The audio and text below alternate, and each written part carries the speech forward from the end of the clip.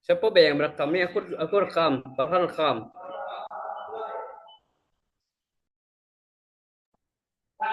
Baik, Assalamualaikum warahmatullahi wabarakatuh.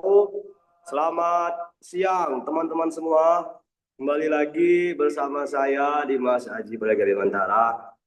Oke, kembali lagi kita akan membahas isu-isu terkini yang sedang hangat terjadi di lingkungan aparatur sipil negara. Sebelumnya, kabar teman-teman, apakah teman-teman sehat semua? Siap, baik. Alhamdulillah kalau saya. Baik, di sini saya akan memperlihatkan kepada teman-teman ada berita terbaru yang sangat hangat tentang aparatur sipil negara yang ada di Bengkulu. Izinkan saya untuk membagikan sedikit video.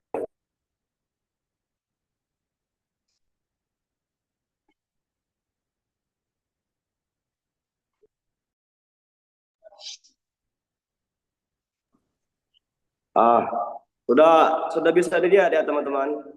Ya, ya.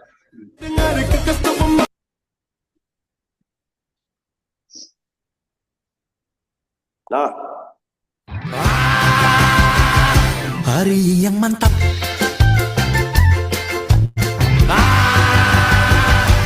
Aduh sedap.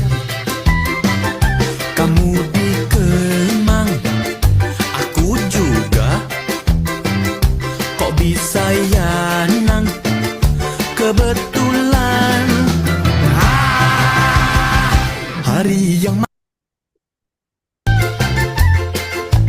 baik, ini adalah isu terhangat yang ada di Provinsi Bengkulu, yaitu ASN yang diduga korupsi perjalanan dinas, teman-teman. Sejumlah 130 miliar.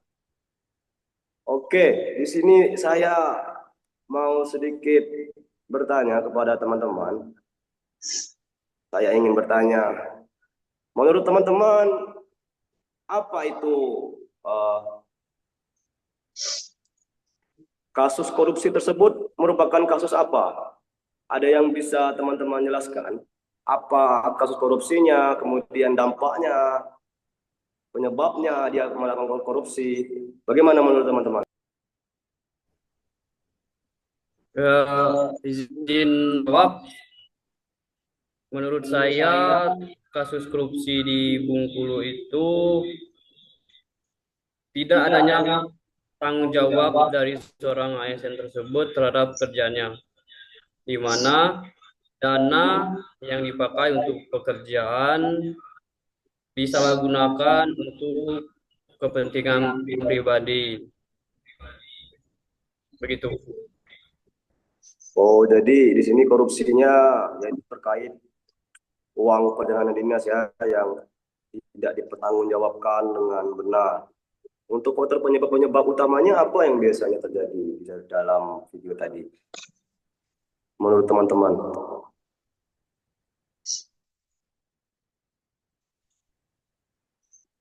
Apa ada mungkin penyebab adanya kurangnya pengawasan bisa jadi ya. Apalagi kira-kira menurut teman-teman kalian yang dapat diambil dari video tadi penyebab dia melakukan korupsi? Itu lumayan banyak uangnya, berapa ratus miliar. Menurut saudara Kali Putra, Izinkan saya menjawab. silakan. Penyebab terjadinya korupsi perjalanan dinas yaitu biasanya dari kurangnya pengawasan yang efektif, bisa dari beberapa instansi pemerintahan mungkin tidak memiliki sistem pengawasan yang ketat terhadap penggunaan anggaran perjalanan dinas, minimnya audit dan monitoring secara berkala membuka peluang bagi ASN untuk memanipulasi laporan perjalanan dinas. Yang kedua, sistem yang kompleks dan tidak transparan. Prosedur pengajuan perjalanan dinas yang rumit serta tidak transparannya sistem klaim dan laporan memberikan ruang bagi penyalahgunaan. ASN yang tidak memiliki pemahaman yang jelas atau yang menganggap bahwa prosedur tersebut bisa dilalui dengan cara-cara tertentu sering terjerumus dalam tindakan korupsi. Ketiga, kultur organisasi yang tidak mendukung integritas. Biasanya prosedur pengajuan berjalan dinas yang rumit, serta tidak transparannya sistem klaim dan laporan, memberikan ruang bagi penyalahgunaan ASN yang tidak memiliki pemahaman yang jelas, atau yang menganggap bahwa prosedur tersebut bisa dilalui dengan cara-cara tertentu, sering terjerumus dalam tindakan korupsi. Keempat, kultur organisasi yang tidak mendukung integritas. Dalam beberapa kasus, ada budaya organisasi yang kurang menekankan pentingnya integritas dan akuntabilitas. Jika ASN tidak merasa diawasi dengan baik atau tidak ada penegakan hukum yang tegas, maka perilaku koruptif menjadi lebih mudah dilakukan. Keempat, perasaan tidak diawasi atau takut untuk melapor. ASN yang terlibat dalam korupsi perjalanan dinas seringkali merasa tidak ada yang memantau tindakan mereka, sehingga mereka merasa bebas untuk melakukan penyalahgunaan anggaran. Selain itu, ada ketakutan dari pihak yang terlibat untuk melapor kepada atasan atau pihak berwenang karena takut menghadapi sanksi atau pelemahan posisi. Kelima, dampak korupsi perjalanan dinas. Lanjut, Pak.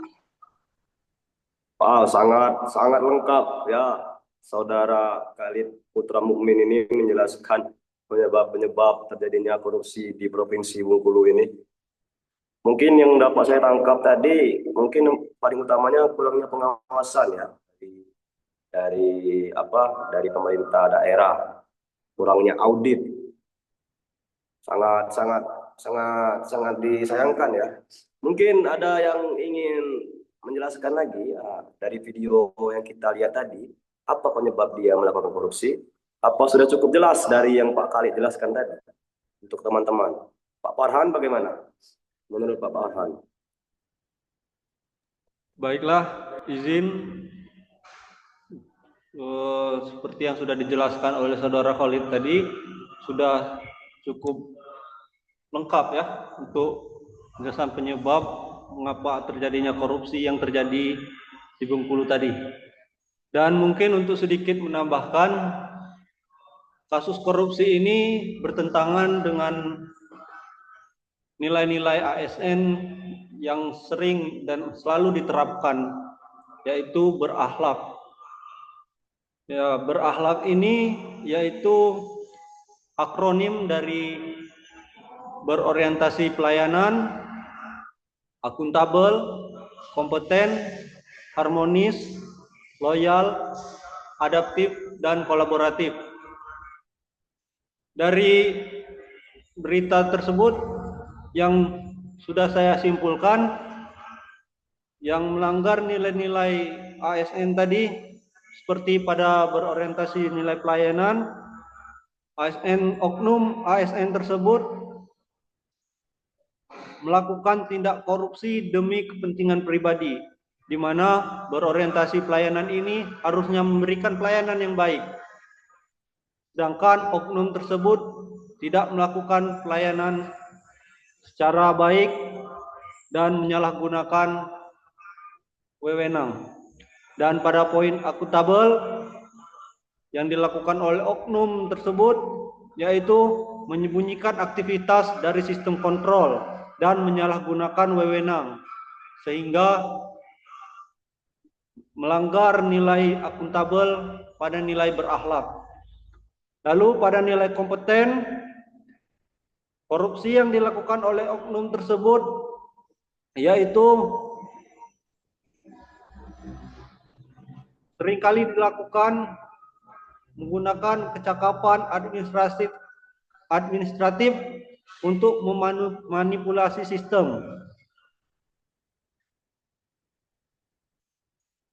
Lalu pada bagian harmonis, korupsi yang dilakukan oleh oknum tersebut menimbulkan ketimpangan, kecemburuan, dan menciptakan lingkungan kerja yang tidak sehat.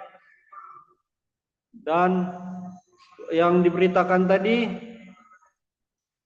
melanggar integritas bagi ASN. Dan pada bagian loyal, korupsi yang dilakukan oleh oknum tadi menimbulkan kepercayaan masyarakat menjadi rusak, yang dimana pajak yang digunakan untuk ASN seharusnya digunakan dengan baik, tapi disalahgunakan oleh ASN tersebut. Dan pada bagian nilai adaptif, dalam kasus yang terjadi, ASN yang korup justru menyesuaikan diri dengan budaya organisasi yang pesimis terhadap korupsi, bukan berupaya memperbaikinya atau mencari jalan keluar yang terbaik. Dan pada poin nilai kolaboratif, korupsi sering dilakukan secara berjamaah, dan yang dilakukan oleh oknum tersebut tidak hanya sendiri dalam melakukan tindakan korupsi, melainkan lebih dari 2 orang atau berkelompok. Mungkin itu saja yang bisa saya sampaikan berdasarkan analisa yang saya tangkap. Mungkin cukup sekian. Baik, Bapak Farhan, terima kasih banyak atas penjelasannya. Sangat lengkap terhadap kasus korupsi tadi. Bapak menjelaskan tentang penyebab dan dampaknya. Ini merupakan bertentangan dengan nilai-nilai core value berakhlak ya Pak, dari ASN. Baik, berikutnya mungkin dari video-video korupsi tadi, dari tindakan korupsi tadi, ada nggak dari teman-teman solusi terbaik buat ASN seperti kita? Apa solusi terbaik agar kita tidak melakukan korupsi? Solusi untuk kita ASN. Izin menyampaikan. Ya, silakan Bapak Diki. Menurut saya, kita sebagai seorang ASN itu harus menanamkan atau membangun budaya anti korupsi di setiap lini kerja kita masing-masing.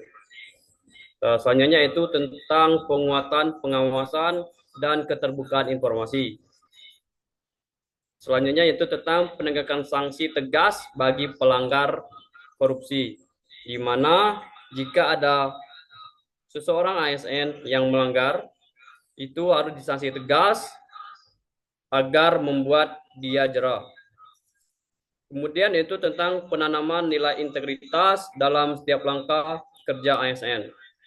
Dengan demikian, nilai-nilai berakhlak dapat benar-benar menjadi budaya kerja yang nyata, bukan hanya sekedar formalitas saja, sehingga kasus korupsi tidak lagi terulang di lingkungan ASN Bengkulu maupun di seluruh Indonesia. Begitu Pak, kurang lebih. Baik Pak Diki, terima kasih atas penjelasannya Pak Diki. Solusi terbaik mungkin ya untuk kita sebagai ASN. Mungkin dari Bapak-Bapak atau teman-teman sekalian ada yang menambahkan solusi terbaik lagi selain dari Pak Diki jelaskan tadi.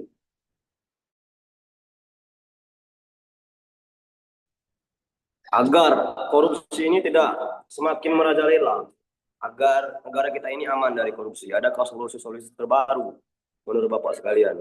Karena kasus korupsi ini sangat hal yang tidak mencerminkan core value berakhlak dari ASN.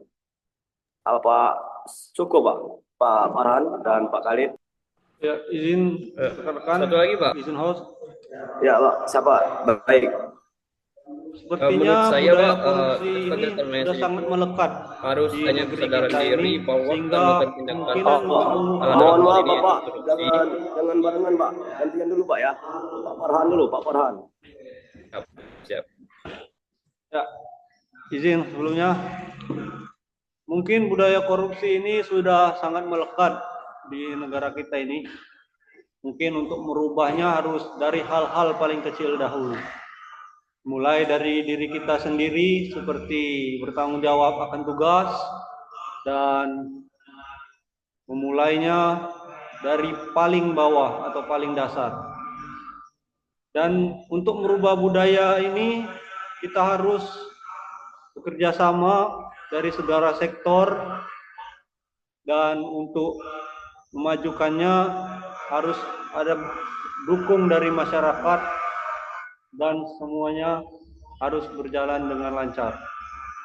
Mungkin Itu yang bisa saya sampaikan. Oh, sekian. Mungkin ada pendapat lain dari Baik, Pak Farhan.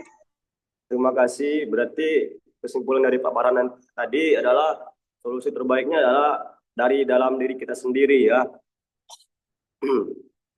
Baik, yang berikutnya apakah masih ada yang ingin memberikan solusi?